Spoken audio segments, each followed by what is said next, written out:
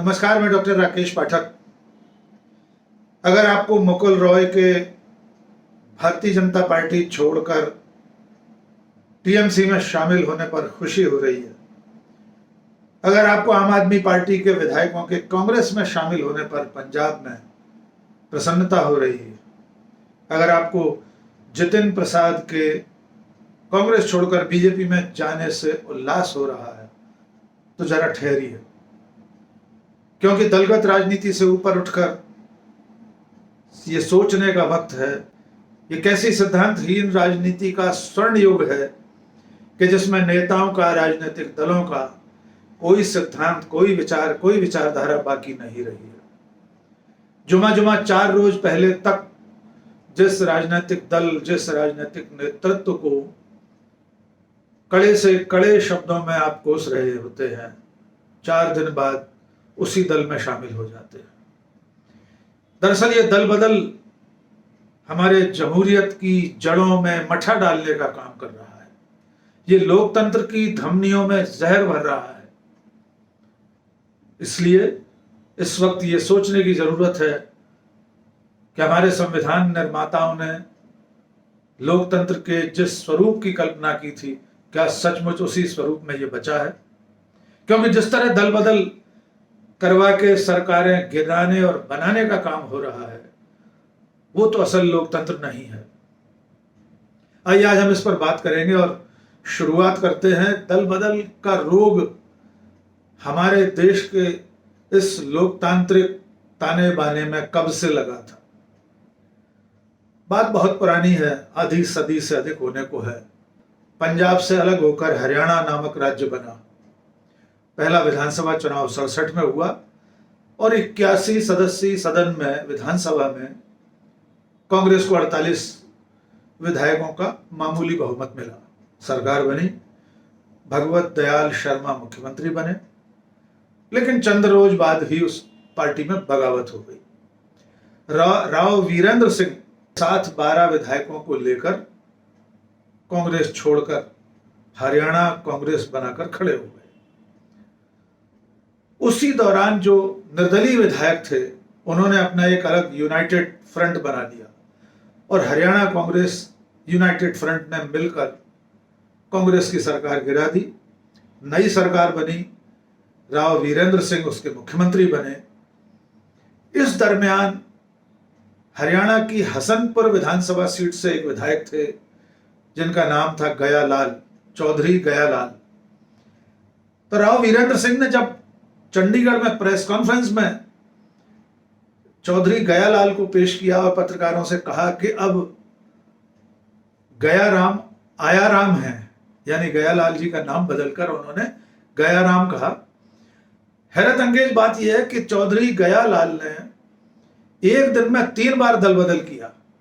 पहले वे निर्दलीय से कांग्रेस में शामिल हुए, दोपहर में वे यूनाइटेड फ्रंट में शामिल हो गए और शाम को फिर कांग्रेस में शामिल हुए और अंततः राव वीरेंद्र सिंह के साथ चले गए। चौधरी गयालाल आखिरकार गयाराम कहलाए और उनकी वजह से ये मुहावरा बना, आयाराम गयाराम।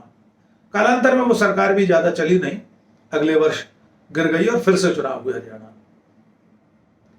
लेकिन ये आयाराम गयाराम का खेल दशकों तक चलता रहा।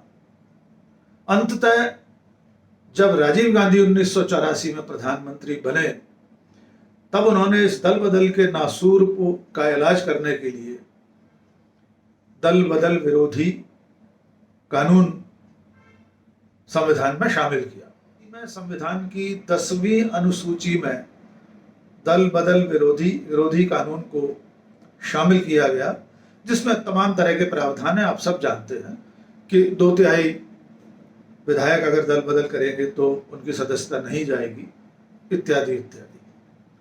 लेकिन कोई नहीं जानता था जब वो दल बदल कानून बन रहा था कि इसमें से भी सुराग खोज लिए जाएंगे। हमने देखा है कि किस तरह दल बदल करते समय विधानसभा की सदस्यता छोड़कर दोबारा चुनाव कराए गए, उपचुनाव करा के फिर से जीतकर नई सरकार बना ली गई, दूसरे दल की सरकार बन गई। कर्नाटक और मध्य प्रदेश अभी हाल के बहुत ताजा उदाहरण है। हैरत होती है उन लोगों पर, उन राजनेताओं पर जिनके दल बदल ने पूरे राजनीतिक तंत्र को और समाज को भी चौंकाया है।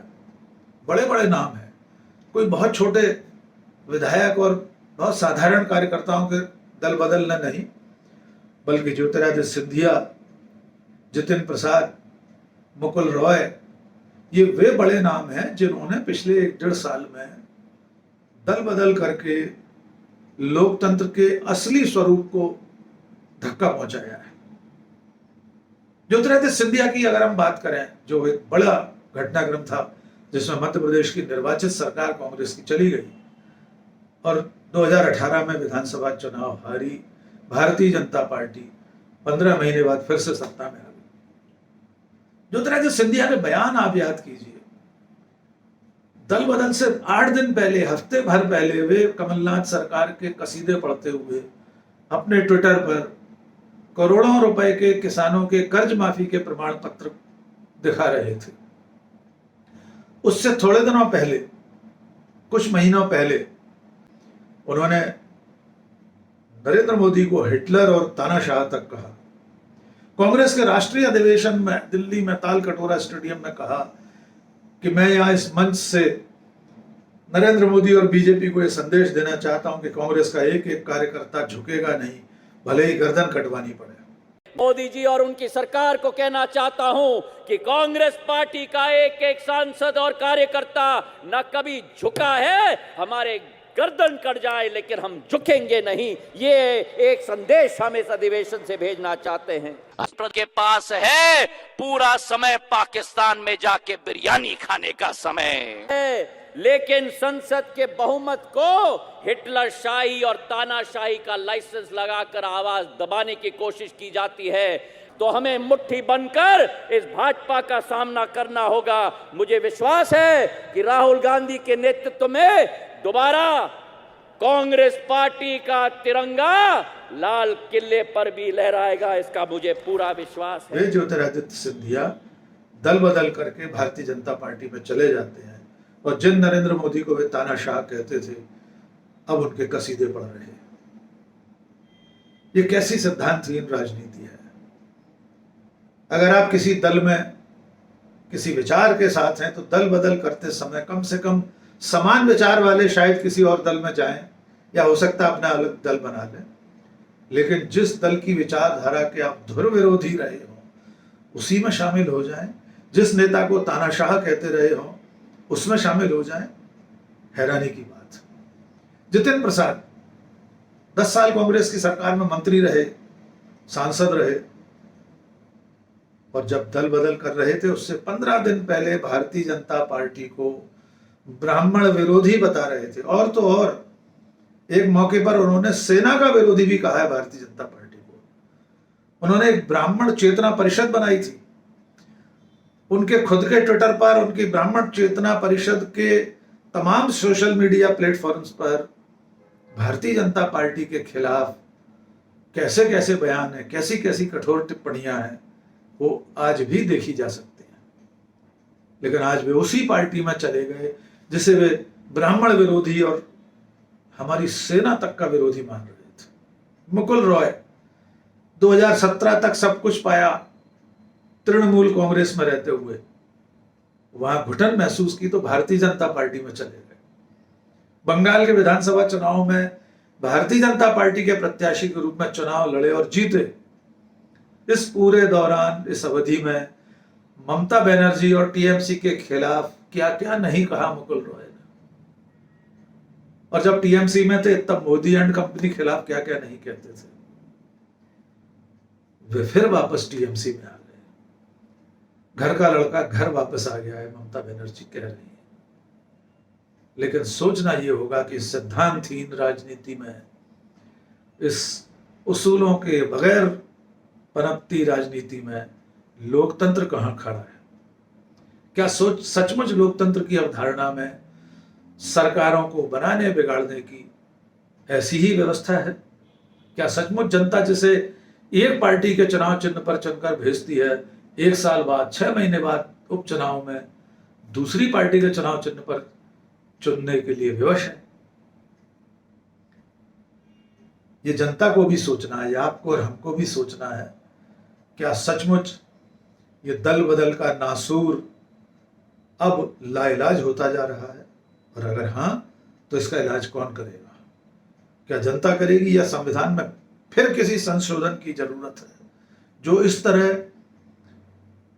दल बदल करते समय सदन की सदस्यता, विधानसभा हो या लोकसभा, उसे छोड़कर उपचुनाव में जीतकर फिर से आ जाने की जो परंपरा शुरू हो गई है, क्या इस पर रोक लगाने की भी जरूरत नहीं है? क्या ऐसा कानून नहीं बनना चाहिए कि एक बार आप एक पार्टी के चुनाव चिन्ह पर जीत कर आए तो दोबारा 5 साल तक दल बदल करने के बाद चुनाव न लड़ सके? सियासत बड़ी टेढ़ी खीर है। राजनीति को समझना बहुत आसान नहीं है। मसलहत आमेज होते हैं सियासत के कदम, तू न समझेगा सियासत, तू अभी इंसान है। आज बस इतना ही। बहुत बहुत शुक्रिया।